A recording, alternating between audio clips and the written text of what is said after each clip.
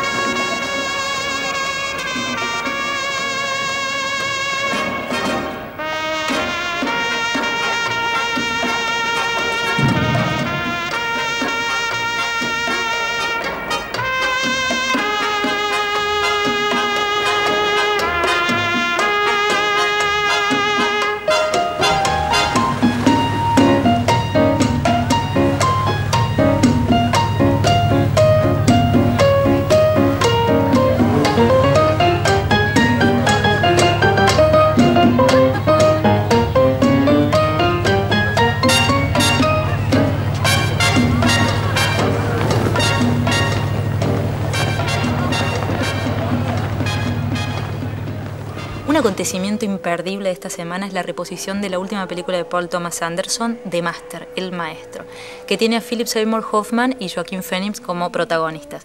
Una película rara, pero no tanto por el contenido, por el tema que uno lo puede describir a su argumento en 3 o 4 líneas, sino por el modo en el que está tratado, porque no tiene como una línea clásica de nudo, desenlace, se va perdiendo la película y sin embargo todo el tiempo te atrapa, pero te atrapa a nivel imagen. Bueno, eso me pasó a mí, me atrapó mucho a nivel y cada 20 minutos me preguntaba qué estoy viendo. Realmente era una cosa que me parecía que era rara. Hay una frase que dice Gilles Deleuze en un libro Conversaciones, que un periodista le pregunta ¿cómo se hace para juzgar una película? ¿Cuáles serían los criterios que podemos seguir en relación al cine y a la filosofía para juzgar estéticamente un film? Y entonces Deleuze le contesta que él cree que podríamos empezar a pensar en relación a los órganos cerebrales, porque es algo que todavía no está moldeado ni terminado y está en permanente estado de pensamiento, de avance, diríamos, ¿no? No dogmatizado. Si tuviéramos que, de un modo, Celi, como de traducir esta idea de Deleuze, es un poco que cuando uno se enfrenta o está viendo la película de Paul Thomas Anderson, las asociaciones, los procedimientos cognitivos para entender, para poder combinar la imagen y el sonido y el relato, evidentemente te pone en una situación de otro tipo de trabajo. Hay como un esfuerzo, si se quiere, no porque sea difícil, sino porque fundamentalmente es distinto, y en ese sentido estaría poniéndose en práctica otras zonas del cerebro, que sería un poco la idea de Deleuze. Y es cierto, yo creo que estamos frente a un modelo narrativo que no es el del cine contemporáneo que se suele ver, no es Iron Man 3, no es tampoco una película como Tabú, más clásica, que ya vamos a hablar, y tampoco es digamos un cine arte clásico o no clásico, sino o de esas películas mega independientes que no sabes por dónde agarrarlas. Digo, acá tiene una estructura. No, hay una cosa, es rara porque es clásica y hipermoderna al mismo tiempo, ¿no? La película cuenta básicamente, me parece que es importante decir, que es el encuentro entre un maestro, una suerte de poeta, escritor, filósofo, creador de una religión. En realidad la película tiene por detrás un sustrato real, es Ron Hubbard, uno de los creadores, el creador de la cienciología, también de la dianéctica.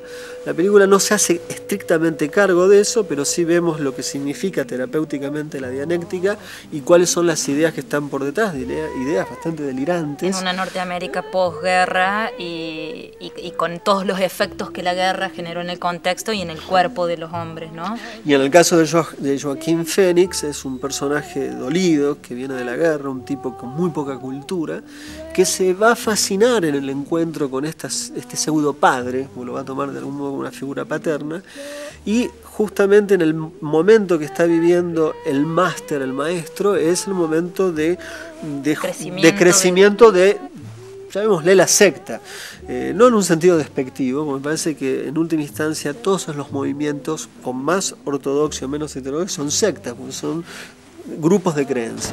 The only way to defend ourselves is to attack. Calm down! No! It'll be okay! Please don't hurt him! And he's dangerous, and he will be our undoing if we continue to have him here. He's making all this up as it goes along. If you leave here, I don't ever want to see him again. Dejemos la religión, dejemos vamos a otra narrativa que es de otra de las grandes películas del año, otra obra maestra, que es la película de Miguel Gómez, Tabú. Qué suerte que tenemos de estar en Córdoba esta semana con estos dos encuentros cinematográficos. Este mes, porque después viene en otro país, una película que se va a estrenar. Tabú me hizo muy bien, me cambió absolutamente el estado de ánimo.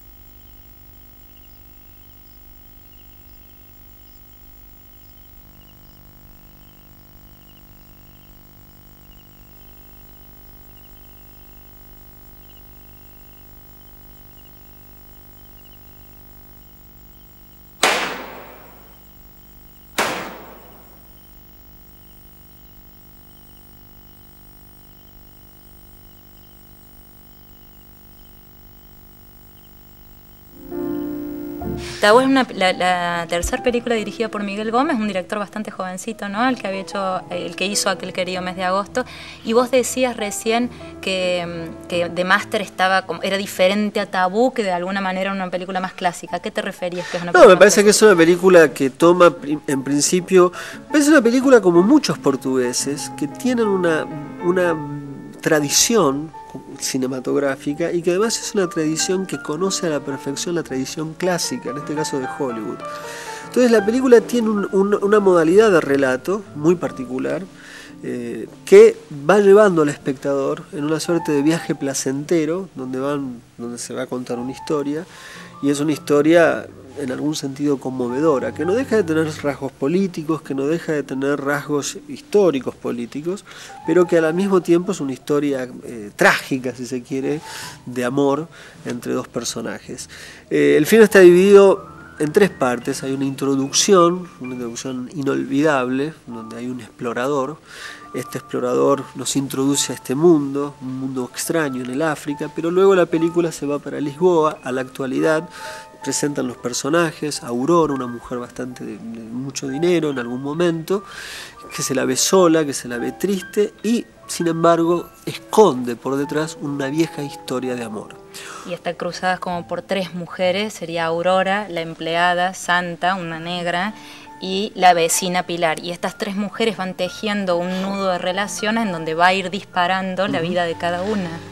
La primera parte, la película remite a Tabú de Murnau, pero se invierte lo que es el paraíso a lo que no es el paraíso, ¿no? La tierra, el paraíso, etcétera. Y cuando llega al paraíso es el recuerdo, la reconstrucción de esa historia de amor con Giancarlo Luca.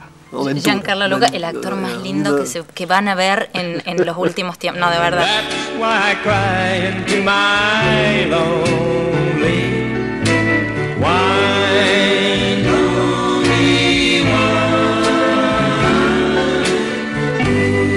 Picture on the wall, your smiling face brings back the memories of your embrace. Es rara porque en la segunda parte los personajes se escucha el sonido, pero los personajes no se escucha lo que hablan, ¿no? Es como una especie de apropiación de la gramática del cine mudo, pero a la vez no es cine mudo. En ese sentido, con clara conciencia, un cine moderno, con el uso de la voz en off leído por el propio Gómez. Es un peliculón, es un peliculón. Solo me parece que la invitación es vayan y véanlo y vean The Master y vean Tabú. Gran historia de amor, no se la pierdan. Tabú y The Master.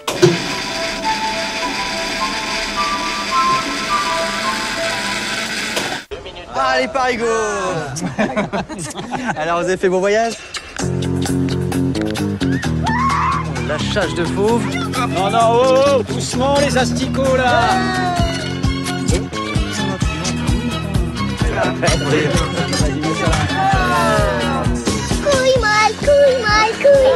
J'en ai marre qu'on me foutait à table des mioches à 17 ans. Verano del 79 es la última película que dirige y protagoniza Juliette Delpy. Juliette Delpy es una actriz francesa bastante más conocida que por dirigir, por actuar. Ella fue la emblemática protagonista de Blanc, aquella trilogía Blue, Blanc y Rouge que dirigió Kieslowski. En este caso, Juliette Delpy viaja con su familia, su marido, una hija y su madre a Gran Bretaña en el 79 a festejar el cumpleaños de su abuela paterna. La figura de Juliette Delpy se desdobla en Albertine, que es ella, su alter ego pequeñito de 11 años, que deja de ser una niña para entrar en el mundo adulto y en este verano del 79 en Bretaña va a encontrarse con primos, con tíos, con familia. Merde, on est sur la plage des nudistes. Bonjour. En tout cas, Titine est muette depuis qu'elle a vu le zizi de Mathieu. Elle a même failli lui attraper le kiki à la place de la main. Es una película nostálgica, melancólica, podríamos decir una comedia costumbrista italiana, pero en este caso es francesa, dirigida por una francesa con la intelectualidad y la sensibilidad de aquellos enormes franceses que crearon la Nouvelle Vague. Es una película que en ningún momento tiene altibajos ni momentos dramáticos, pero sí tiene discusiones políticas y temas que van desde la fascinación por la liberación del 68, por el mayo del 68, por las posiciones dicotómicas en torno a la guerra de Argelia, a las participaciones en Vietnam, pero todo hecho con un tono como, si bien no caricaturesco, ligero. Es una comedia muy agradable, inteligente, sensible, en el mismo tono de 2 días en París, nada más que un poquito más familiar. Verano del 79 o Skylab, su título original, de Juliette Delpy.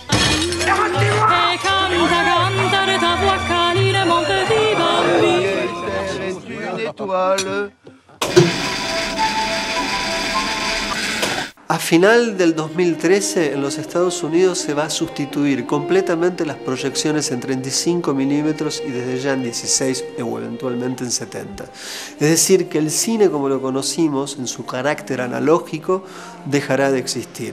Si deja de existir en Estados Unidos, pronto dejará de existir en otros lados. Y en Argentina ya hay muchos estrenos que son no solamente en 3D, sino en 2D. El famoso rollo cinematográfico, la famosa película no va a estar más entre nosotros. Y en ese contexto, casi en un gesto transgresor, La Quimera, el cineclub más antiguo que tiene nuestra ciudad de Córdoba, ha formado un ciclo donde todas las películas son mudas, pero además se pasan en en 16 milímetros. Hay clásicos del cine mudo, sobre todo del cine mudo alemán, porque son películas alemanas. Hay películas de Pabst, hay películas de Fritz Lang, hay películas que ya han pasado del genial Ernst Lubitsch.